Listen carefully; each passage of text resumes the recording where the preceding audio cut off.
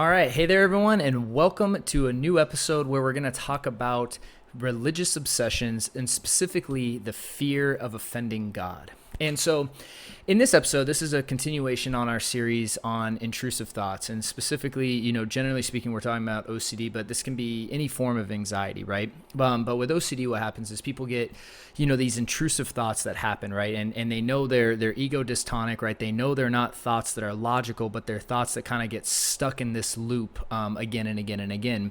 And in this episode, what I want to talk about is are these thoughts of these religious obsessions, but this subcategory of thoughts that are this thought of, what if I offend God? And there's something in that context. What if I upset God? What if I offend God? What if I did something that God thinks is bad? And it's kind of this, hyper morality type of thoughts, right? And so these will be things, and, it could be as simple as like someone hugs another person and they're like, well, did I commit adultery in the eyes of God, right? Or did, and there are all these doubting thoughts around that concept. Okay, so that's what this episode's about. It's about that overall arching concept of what if I offended God. And so when I'm working with someone with these types of obsessions, again, just as in the previous episode, it's so crucial to understand that this isn't a religious or offending God problem, right? And making that distinction is so crucial, right? Because again, what happens is you end up going back and forth with people, to the nth degree, and they'll recite specific religious scripture that will support what they think.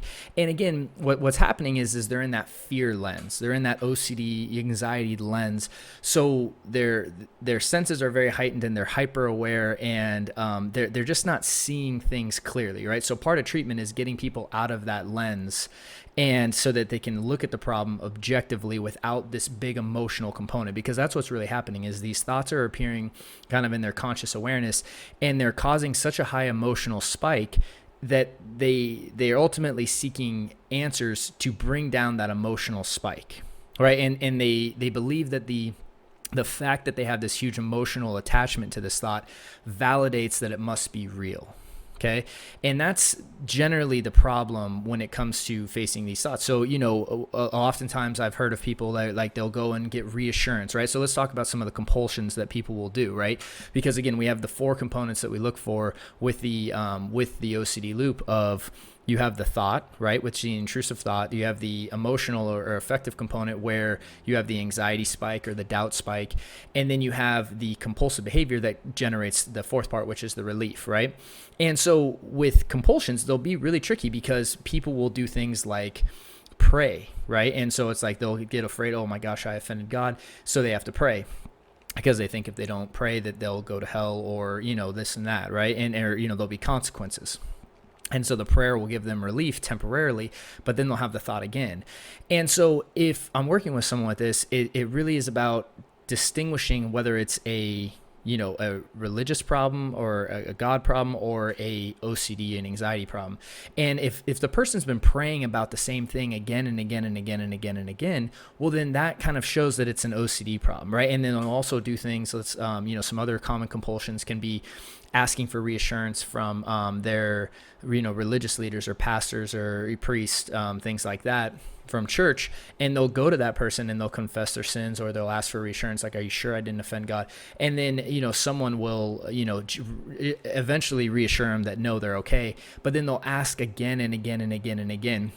And again, that's really what we want to look for, is that pattern, that loop, right? Because if someone's asking for this reassurance on the same topic repetitively, then that's like our key determining factor that it's not a religious problem at that point, it's an OCD problem, right?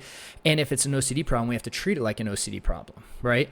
And in the same light of, what if I, get possessed and things like that, if it's something that's gone on for several even weeks or months or sometimes even days, but definitely in that weeks or months range, then we kind of know that this is an OCD issue, right? And separating that is crucial. So then the treatment or ultimately working with this person becomes the same process, right?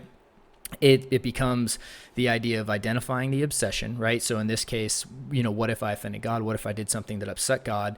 That what if thought, that's that lure that I talked about, right? That's that lure that, the OCDs or anxiety's throwing out there and saying, oh my gosh, what if this, right?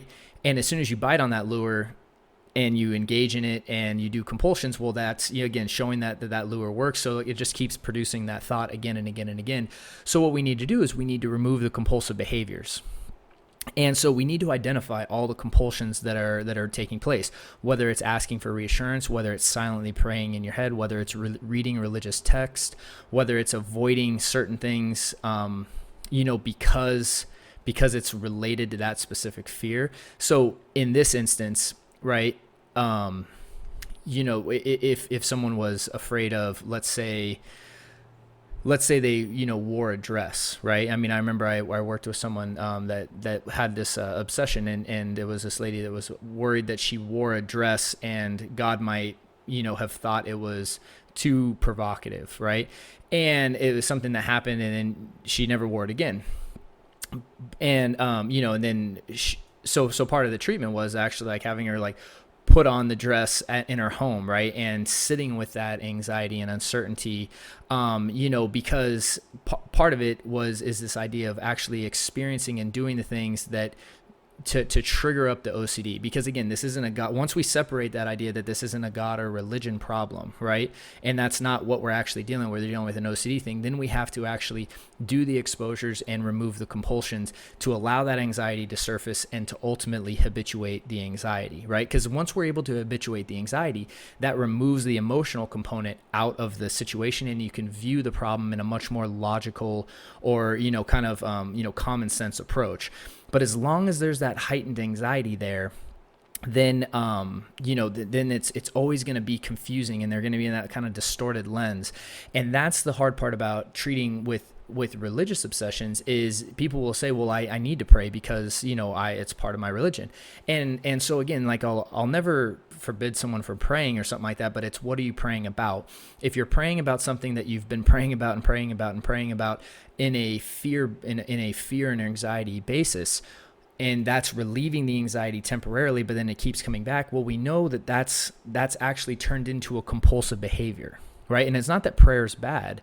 It's just this idea that we're using prayer in a compulsive way, right? Because we can use anything in a compulsive way. And if we do that, or if we're going to the same pastor and asking for reassurance every single day or every single week, and you're asking and asking and asking, that again, that's a compulsion problem, right? And again, I know that this can be confusing, and it definitely is on a case-by-case basis. You need to kind of assess what the compulsions are.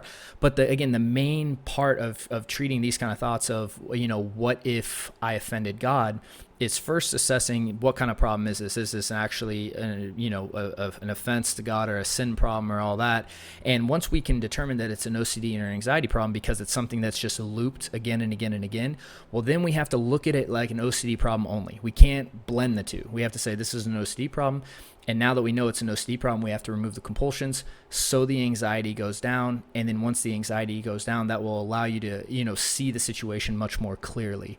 So, again, hopefully that provides some clarity on these specific obsessions for this episode. And again, I'm going to continue on these religious obsessions as we continue in these series because, again, they're very common and they get... these lines get very blurred. And so I'm trying to, again, provide some clarity, if this is something that you're struggling with, to kind of send you in the right direction. Because what happens a lot of times is people look for the answers in their church or, with their pastor or in the Bible. And, again, they're looking for the answer for the problem of anxiety and OCD. Essentially they're looking for that reassurance. They're not actually looking for the answer. They're looking for that thing that provides them that temporary comfort. And again, that just reinforces the fear, which reinforces the OCD. So again, hopefully you found this episode helpful. And again, to support us, please, like and subscribe, comment below and give us any feedback of questions or things that you want us to address in future episodes. And again, please follow us on all our social channels. We really appreciate the support and the discussion. And there's some free resources below that you can take advantage of right down in the notes, where we have some free guides, free assessments, things like that to help you on your journey. So thank you so much for taking the time to hang out with us this week. And we will see you on the next episode where we're going to continue on intrusive thoughts. All right. Thanks so much.